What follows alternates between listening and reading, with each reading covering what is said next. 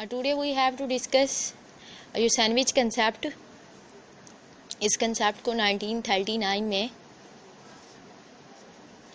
और sandwich Grecian chemist ने propose किया।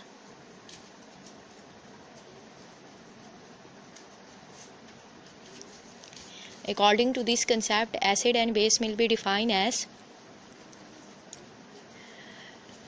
conceptually, मतलब ये है कि इस कंसेप्ट के अकॉर्डिंग एसिड और बेस की डेफिनेशन ही कंसेप्चुअली है। तो acid and base will be define as in such a way, acid is any chemical species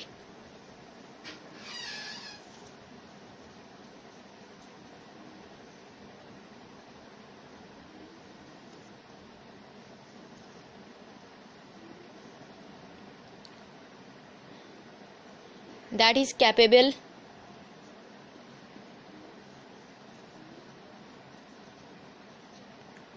that have tendency to give up anion, give up cation,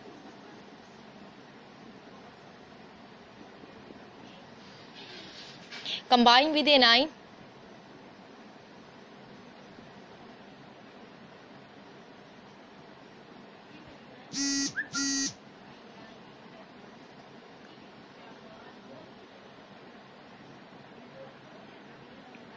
or electrons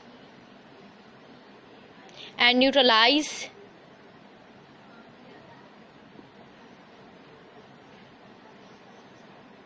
base is called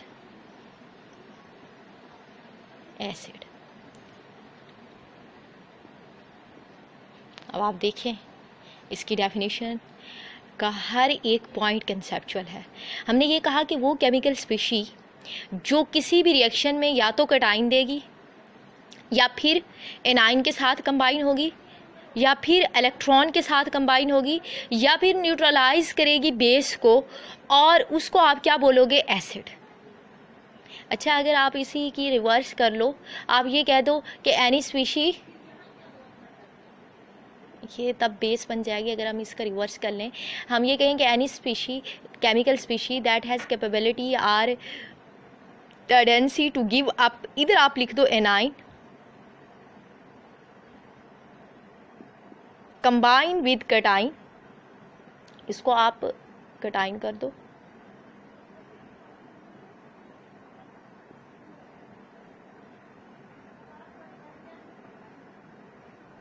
are give up electron,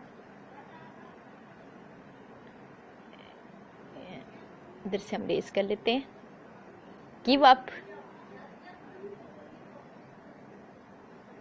electrons and react with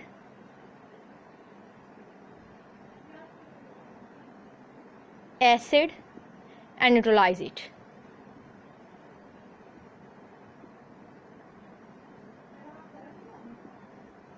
called base। अब ये दो important conceptual definition है, इसमें एक एक point conceptual है और हमने एक एक पॉइंट को कंसीडर करते हुए हमने इसकी एसिड बेस केमिस्ट्री को क्या करना है? एक्सप्लेन करना है। तो हम सिंपली एसिड बेस केमिस्ट्री का ये जो कंसेप्ट है ये दोस्तली रिडॉक्स बेस रिएक्शन पे क्या करता है? फोकस करता है। According to this concept we can easily define the acid and base in a single statement. हम एक सिंगल स्टेटमेंट से भी एसिड बेस को डिफाइन कर सकते हैं। तो हम ये कहते हैं कि acid is a species that have tendency to reduce the other substance, या फिर आप इस तरह से भी बोल दो all oxidizing agents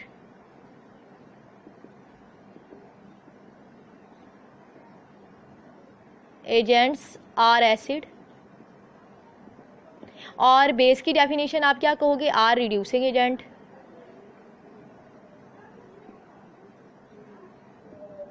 are called base। आप थोड़ा सा आप रिमाइंड कर लें ऑक्सीडाइजिंग या रिड्यूसिंग कंसेप्ट।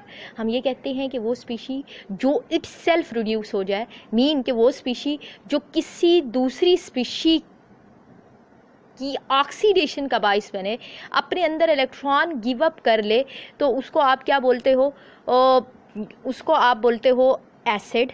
और वो स्पीशी जो किसी दूसरे को इलेक्ट्रॉन लूज़ कर दे तो उसको आप क्या बोलते हो, बेस। वो कौन सा एजेंट होता है, वो होता है रिड्यूसिंग एजेंट। तो इस कंसेप्ट के अकॉर्डिंग हम क्या करेंगे कि अपनी तमाम की तमाम केमिस्ट्री को एक्सप्लेन करेंगे। ये जो आपने डेफिनेशन लिखी है इसके अकॉर्डिंग अपने तमाम रिएक्शंस को वन बाय वन इसी डेफिनेशन को यूज़ करते हुए आप उसकी केमिस्ट्री को एक्सप्लेन करोगे। पहले हम ये कहते हैं कि एसिड कौन सी स्पीशी है जो कटाइन देती है रिएक्शन में। तो हम एग्जांपल लेते हैं, जैसे आपके पास HCl है, अब इसने आयनाइजेशन की H positive plus Cl1 negative.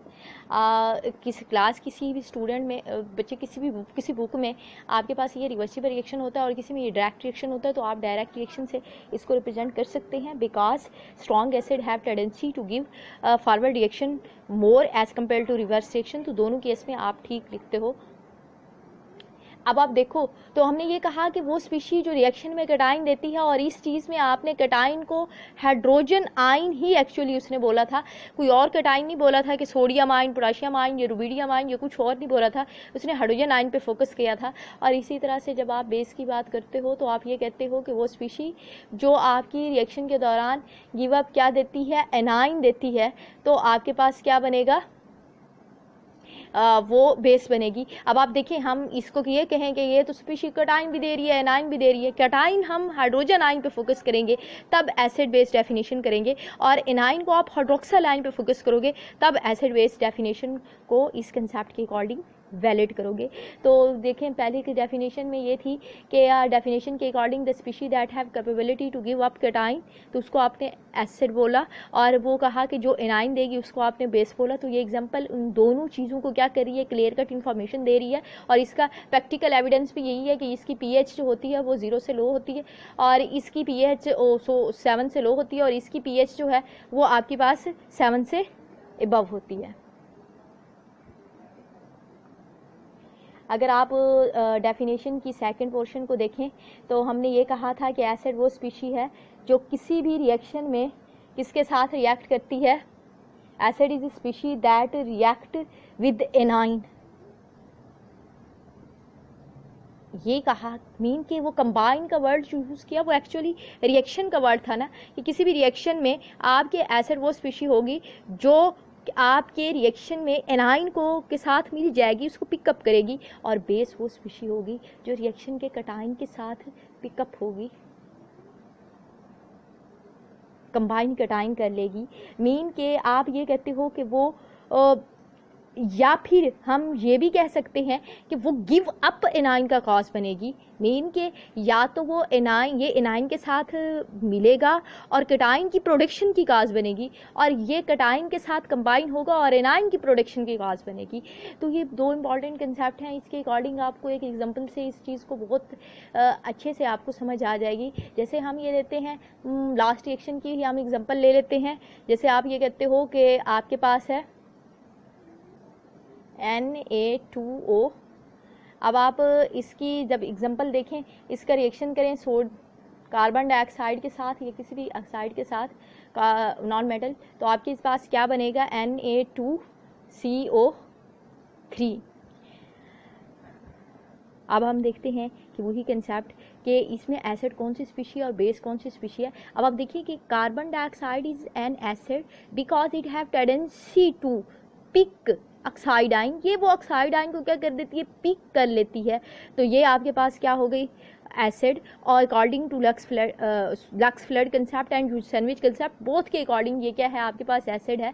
और अगर आप बेस की बात करते हो, इस सोडियम ऑक्साइड की बात करते हो, तो हमने यही कहा कि वो जो रिएक्शन में कटाइन दे या फिर एनाइन को क्या करे, रिपेल करे, उसको जानने के लिए क्या करे, एग्री करे, तो उसको आप क्या कहते हो, बेस कहते हो। तो इस रिएक्शन में अब आप इस तरह से भी आप डिफाइन कर सकते हो कि acid is a species that combine with anion or that cause production of cation, कि वो प्रोडक्ट एनाइन के साथ कंबाइन होगा, एनाइन को अपनी तरफ रिपेल, अपनी तरफ अट्रैक्ट करेगा तो कोई कैटाइन प्रोड्यूस होगा।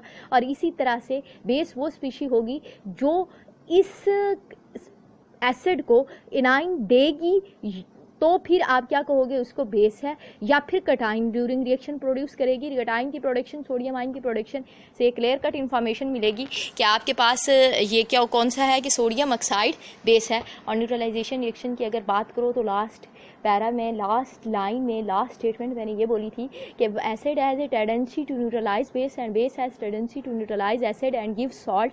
तो ये सॉल्ट फॉर्मेशन रिएक्शन है और इसमें आपको क्लियर कट इन्फॉर्मेशन मिल रही है कि it is neutralisation reaction according to Usanovich concept. तो हमने ये पोर्शन क्या कर लिया, स्टडी कर लिया। अब हमारा लास्ट पोर्शन रहा इस कंसेप्ट का the best important portion, that is the using electron. मतलब ये है कि आपने इलेक्ट्रॉन की इन्वॉल्वमेंट भी इस कंसेप्ट के अकॉर्डिंग शो करनी है। तो मैंने यही बोला था कि ये कंसेप्ट जो है ये रिडॉक्स केमिस्ट्री पे बेस्ड करता है और इस कंसेप्ट को आप रिडॉक्स रिएक्शन के अकॉर्डिंग बहुत अच्छे से एक्सप्लेन कर पाते हो।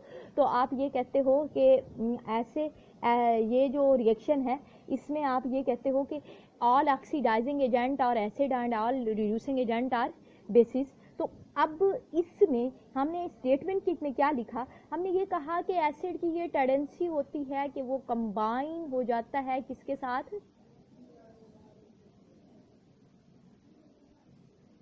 Combine with electron. That is the important concept. ये रिडॉक्स केमिस्ट्री को, ये रिडॉक्स केमिस्ट्री है। आप बेस की क्या बात करोगे, आप ये कहोगे कि बेस क्या करती है, वो गिव अप इलेक्ट्रॉन देती है, दैट गिव अप इलेक्ट्रॉन। अब हम देख लेते हैं कि इसको हम किस तरह से इस चीज़ को क्या करेंगे, एक्सप्लेन करेंगे। अब आप देखो तो आप ये कहते हो ना कि मैंने हम स्टेटमेंट क्या थी कि all oxidising agent are acid. तो ऑक्सीडाइजिंग एजेंट करते क्या हैं, इट सेल्फ रिड्यूस होते हैं। तो इस सेल्फ रिड्यूस जो स्पीशी होती है वो कंबाइन होती है इलेक्ट्रॉन के साथ। जब वो कंबाइन होती है तो उसकी ऑक्सीडेशन स्टेट क्या हो जाती है, उसकी ऑक्सीडेशन स्टेट जब वो इलेक्ट्रॉन के साथ कंबाइन होगी उसकी डिक्रीज हो जाएगी। मीन के वो जो रिड्यूसिंग एजेंट हैं आपके, तो सॉरी ऑक्सीडाइजिंग एजेंट, वो आपके किसके साथ कंबाइन करेंगे, इलेक्ट्रॉन के साथ। और जो रिड्यूसिंग एजेंट होगा वो इलेक्ट्रॉन को क्या करेगा, रिपेल करेगा। जब रिपेल करेगा तो फिर मीन के उस इलेक्ट्रॉन को रिमूव करेगा तो वो इट सेल्फ तो ऑक्सीडाइज होगा, लेकिन दूसरे की रिडक्शन की कॉज बनेगी। तो इसी स्टेटमेंट में आपका पूरा रिडॉक्स कंसेप्ट क्या है मौजूद है। तो हम इस स्टेटमेंट के अकॉर्डिंग एसिड बेस केमिस्ट्री इस तरह से एक्सप्लेन करेंगे। एग्जाम्पल लेंगे, आपके पास Cl2 प्लस Na, तो आपके पास फॉर्मेशन क्या होगी, सोडियम क्लोराइड की। अब आप देखें सोडियम क्लोराइड की फॉर्मेशन में आपके अगर मैकेनिज्म देखें तो आपके पास क्या होती है, सोडियम जो होती है वो इलेक्ट्रॉन रिमूव करती है, इलेक्ट्रॉन गिव अप करती है, और क्लोरीन इलेक्ट्रॉन पिक अप करती है। ये तभी तो क्लोराइड आयन बनता है, अदरवाइज तो नहीं बनता। तो ये कौन सा एजेंट है, रिड्यूसिंग, और ये कौन सा एजेंट है, oxidising. It is acid according to the sandwich concept and it is base according to the sandwich concept। तो हमने अपनी जो सैंडविच कंसेप्ट की डेफिनेशन को अंडरस्टैंड कर लिया। अब आप क्या करोगे, जो सैंडविच कंसेप्ट की एक्सप्लेनेशन करोगे उसकी एप्लीकेशन के थ्रू। अब जब आप एप्लीकेशन लिखते हो जो सैंडविच कंसेप्ट की, तो फर्स्ट इंपॉर्टेंट एप्लीकेशन इसकी किस चीज़ में है, इसकी asterisk and basic behaviour determination की है एप्लीकेशन। तो हम ये कहते हैं कि determination of asterisk and basic trend in the product table. Product table में सबसे इम्पॉर्टेंट बात इसकी ये है कि ये determination of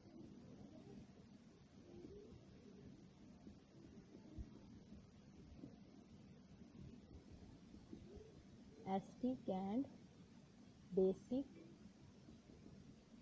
trend in product table. अब आप देखो कि प्रोडक्ट टेबल में एस्टिक और बेसिक स्ट्रेंथ को, उसके ट्रेंड को कैसे एक्सप्लेन करता है। तो आपकी जनरल स्टेटमेंट ये होती है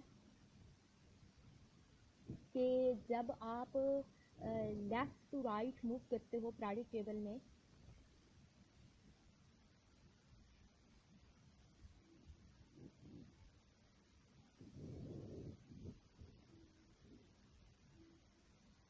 लेफ्ट टू राइट जाते हो, मीन कि आप लेफ्ट टू राइट मूव करते हैं तो सबसे पहले आपके पास लिथियम, फिर आपके पास बेरिलियम, फिर आपके पास बोरॉन, देन आपके पास आगे जब ये तो आपके पास ऐसे चलते जाएंगे तो फिर आपके पास कार्बन आएगी, कार्बन के बाद फिर आपके पास नाइट्रोजन आएगी, फिर आपके पास ऑक्सीजन आएगी और फिर आपके पास फ्लोरीन है।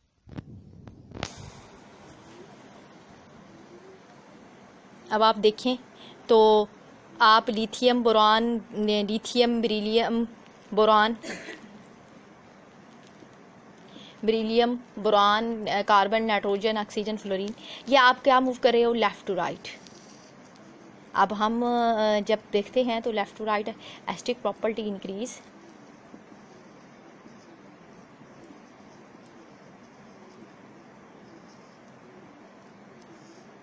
रीज़न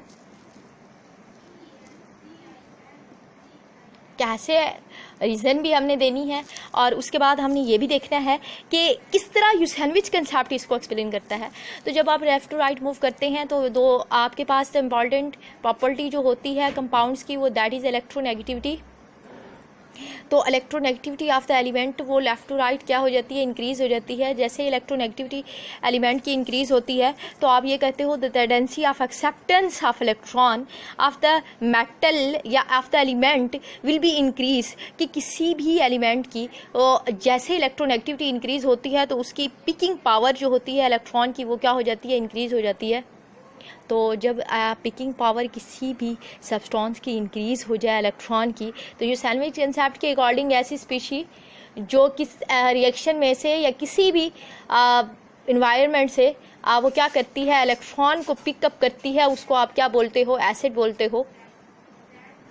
तो जैसे इलेक्ट्रोनेगेटिविटी इंक्रीज़ होती है तो picking power, picking capacity of electron increase होती है। तो दैट्स वाई जैसे आप लेफ़्ट टू राइट मूव करते हो तो आपके पास क्या होती है, एस्टिक स्ट्रेंथ इंक्रीज़ होती है। What's about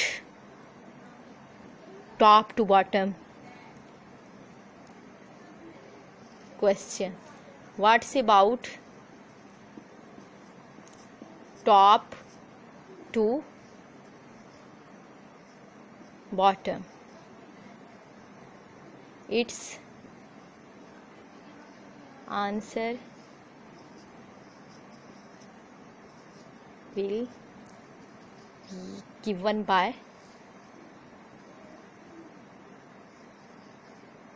you। इसका आंसर आपने देना होगा और आपने सोचना होगा कि जब आप टॉप टू बॉटम जाते हो तो क्या ट्रेंड होता है एस्टिक या बेसिक प्रॉपर्टी का। लेफ़्ट टू राइट तो आपने यही बोला ना कि एस्टिक प्रॉपर्टी इंक्रीज, तो बेसिक प्रॉपर्टी आपकी क्या हो जाएगी, डिक्रीज हो जाएगी। Top to bottom product table में क्या होता है, अब आपको मैंने कंसेप्ट बता दिया। आप इसी कंसेप्ट की अकॉर्डिंग आप ये देखेंगे कि पिकिंग पावर इलेक्ट्रॉन की कैसे होती है टॉप टू बॉटम। तो उसी को देखते हुए आपने इस चीज़ को क्या करना है, एक्सप्लेन करना है। अगर आप नेक्स्ट प्रॉपर्टीज़ की तरफ जाएं और एप्लीकेशन की तरफ जाएं तो ये जो आपके पास यूसेनविच कंसेप्ट है, it has powerful application in redox titration।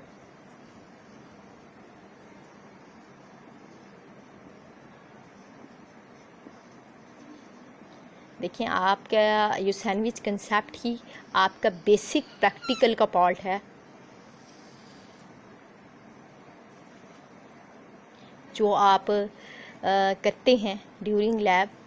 तो रिडॉक्स टाइट्रेशन की आपके पास काफ़ी एग्जांपल हैं, जैसे आपके पास परमैग्नोमेट्री, बोरोमीट्री, आइडोमीट्री, काफ़ी एग्जांपल हैं, ब्रोमोमीट्री। तो आप जब देखो तो रिडॉक्स टाइट्रेशन में आपकी काफ़ी सारी एग्जांपल आती हैं। तो हम इसमें वेल नोन एग्जांपल को क्या करते हैं, डिफाइन करते हैं, जो आप रिएक्शन लगा चुके होते हैं मोस्टली। परमैग्नोमेट्री, जिसमें आप पोटाशियम परमैंगनेट की कंसंट्रेशन को डिटरमाइन करते हो by using oxalic acid in the presence of acetic media. तो आप अगर इसका रिएक्शन लिखें तो आपके पास पोटाशियम परमैंगनेट है, तो उसका फार्मूला KMnO4 प्लस आप इसमें क्या करते हो, एक्सोलिक एसिड ऐड करते हो, H2C2O4। अब आप इसमें क्या ऐड करते हैं, थर्ड स्पीशी आपकी कैटलिस्ट के तौर पे एक्ट करती है, जो वो आपके पास H2SO4, और इसके अलावा भी इसका फंक्शन होता है, वो आप टाइट्रेशन में कर चुके हैं। मीन के टाइट्रेशन जब करेंगे तो फिर उसमें एक्सप्लेन कर दूंगी।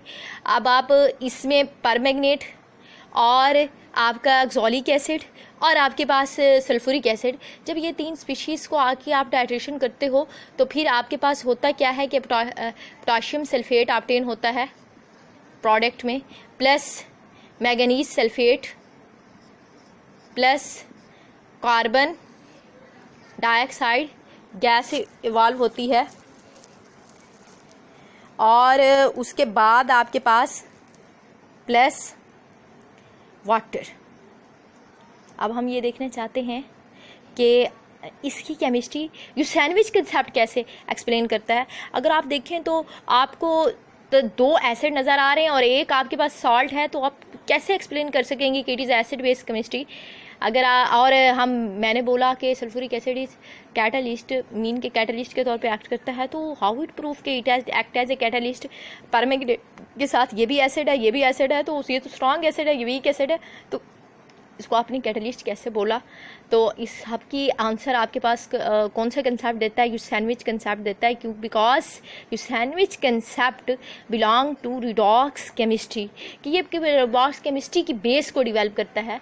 अगर आप परमैंगनेट की ऑक्सीडेशन स्टेट मैंगनीज की करेंगे, आप इसकी डिटरमाइन करें, तो आपको it is 100% clear cut information कि मैंगनीज की ऑक्सीडेशन स्टेट +7 है। आपको ऑक्सीडेशन स्टेट में निकालना भी आती है, लेकिन फिर भी आपको अगेन बता देती हूँ कि न्यूट्रल मॉलिक्यूल जो होते हैं आपके पास, अगर आपको किसी भी कंपाउंड की ऑक्सीडेशन स्टेट कैलकुलेट करना नहीं आती हो, तो आप ये देखें कि न्यूट्रल मॉलिक्यूल तब होगा जब उसकी ओवरऑल ऑक्सीडेशन स्टेट 0 होगी। तो KMnO4 is equal to 0 according to rule. First group पे से है तो +1। Manganese we don't know what is the oxidation state of manganese because it belong to D series. तो जब ये डी सीरीज है तो इसकी वेरिएबल ऑक्सीडेशन स्टेट है। अब हमें तो नहीं पता कि ये किस ऑक्सीडेशन स्टेट में है, तो इसको आप X रखें, अननोन रखें, और ऑक्सीजन के ऊपर आपकी 2 है। तो आप अब देखें कि इसकी पोटाशियम की केस में 1 प्लस Mn प्लस 4 ऑक्सीजन है, 4 × 2 इंटू -8 इज इक्वल टू 0। -8 में से 1 गया तो बाकी क्या बचेगा, -7। तो आप इसको भी रेस कर दें, ये आपके पास क्या आएगा, -7 इज इक्वल टू 0। तो आपके मैंगनीज की ऑक्सीडेशन स्टेट क्या हो गई, +7। तो इधर आप मेंशन करें +7 +1 -2, और इसी तरह से इसकी ऑक्सीडेशन स्टेट क्या आएगी, ये आपकी -2 8, ये +2, और इसकी ऑक्सीडेशन स्टेट 3 आएगी, क्योंकि आपके पास 2 कार्बन है। और इधर आप देखें -2 +1, और इसकी ऑक्सीडेशन स्टेट +6। इस केस में देखें +1 +6 -2, और इधर देखें 2 -8 हो गया। और उसके बाद सल्फ़र की ऑक्सीडेशन स्टेट सल्फेट आइन है, ओवरऑल 2 नेगेटिव है, रेडिकल है, तो फिर इसके ऊपर क्या होगा, 2 पॉजिटिव। और सल्फेट में आपके पास जब 2 पॉजिटिव है तो ये 6 पॉजिटिव हो जाएगा। अब आप इसकी कार्बन डाइऑक्साइड की देखें, 2 नेगेटिव 4 नेगेटिव, ये 4+। अब वाटर में आपके पास 2 नेगेटिव एंड 1 + 2+। अब आप देखो तो आपको चेंज इन ऑक्सीडेशन स्टेट देखते हुए आपको पता चल जाएगा कि ऑक्सीडाइजिंग एजेंट कौन सा था और रिड्यूसिंग एजेंट कौन सा था। जब आप ये चीज़ डिटरमाइन कर लेंगे अकॉर्डिंग टू यूसेनविच कंसेप्ट, तो आप डेफिनेशन करके एसिड बेस को डिटरमाइन कर सकते हो। Sulphuric acid act as a catalyst because its oxidation state never be change. Sulphur इधर भी 6 में है, इधर भी 6 में है, तो आप ये कहें कि इस स्पीशी को हम रिमूव कर देते हैं। सल्फ्यूरिक एसिड सल्फेट वाली, सल्फ्यूरिक एसिड से सल्फेट आया है, तो ये सारी स्पीशी हम क्या अगर हम रिमूव कर दें एट अ टाइम, तो हम ये कहें कि ये जो स्पीशी है इनमें कोई भी ऑक्सीडेशन स्टेट चेंज नहीं हुई सल्फेट की, सल्फेट इधर भी वही है, इधर भी वही है, इधर भी वही है, उसकी ऑक्सीडेशन स्टेट ओके है। अब आप देखो तो आपके पास पोटाशियम की oxidation state in product reactant same है, इधर भी +1 इधर भी +1। ऑक्सीजन हाइड्रोजन की देखें रिएक्टेंट्स में ये +1 ये +1 और ये +1, there will be no change. अगर आप देखें तो चेंज कहाँ आया है, चेंज ऑब्जर्व हुआ है एक आपके पास ये वाला, दैट इज़ द +7 चेंज, और इधर आपके पास किस में है 2 में है, that is the observable change. और दूसरा चेंज कहाँ आया है, ये 3+ और ये आपके पास इधर 4+, ये चेंज है। अब आप देखो तो आपको 100% क्लियर कट इन्फॉर्मेशन है कि +7 से आपकी ऑक्सीडेशन स्टेट किस में जा रही है, +2, और इसी तरह से आपकी +3 से 4 में जा रही है। इसको हम रेज कर देते हैं, +3 से +4 में। अब आप देखो कि increase in oxidation state is known as oxidation, mean कि वो स्पीशी जिसकी ऑक्सीडेशन स्टेट इंक्रीज हुई है तो वो ऑक्सीडेशन उसकी हुई है, और वो स्पीशी जिसकी ऑक्सीडेशन स्टेट डिक्रीज हुई है तो उसकी क्या हुई है, रिडक्शन। तो अब हम रिड्यूसिंग एजेंट की डेफिनेशन आसानी से कर सकते हैं। हमने कहा कि ऑक्सीडाइजिंग एजेंट वो एजेंट होते हैं जो इट सेल्फ रिड्यूस होते हैं बट दूसरों को ऑक्सीडाइज कर सकते हैं, और रिड्यूसिंग एजेंट वो होते हैं जो इट सेल्फ ऑक्सीडाइज होते हैं लेकिन दूसरों की रिडक्शन का बाइस बनते हैं। तो आपके पास oxalic acid act as a base because it is reducing agent and it is oxidising agent, it act as a acid.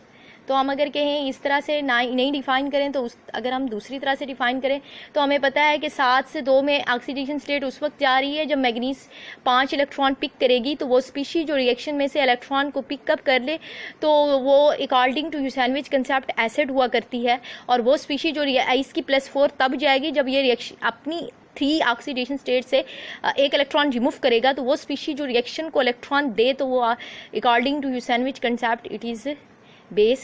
This is all about Sandwich concept. If you have any question, you can ask.